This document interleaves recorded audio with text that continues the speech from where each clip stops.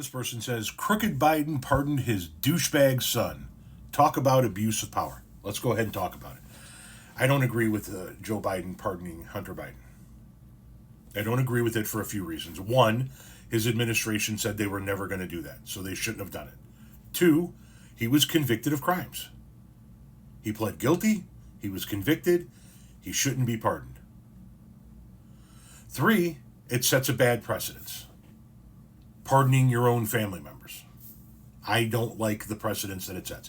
I think he should have let the sentencing or the conviction stand, allow the sentencing to go forward, and not set this bad precedence.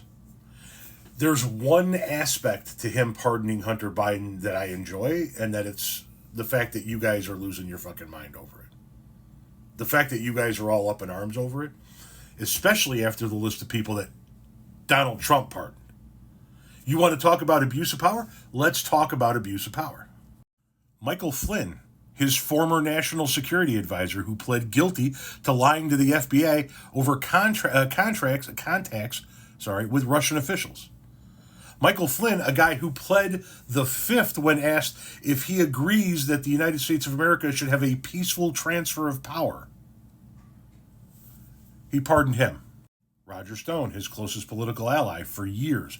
Paul Manafort, another guy who worked for the Trump campaign. Charles Kushner, his son-in-law's father. That wasn't an abuse of power, though, was it?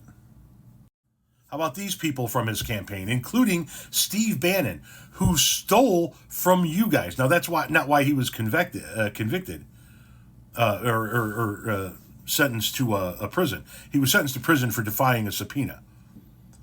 But charged with fraud related to a border wall fundraising campaign. The dude ripped off Trump supporters for millions of dollars, pocketed the money, and Trump went ahead and pardoned him. But I guess that wasn't abuse of power either.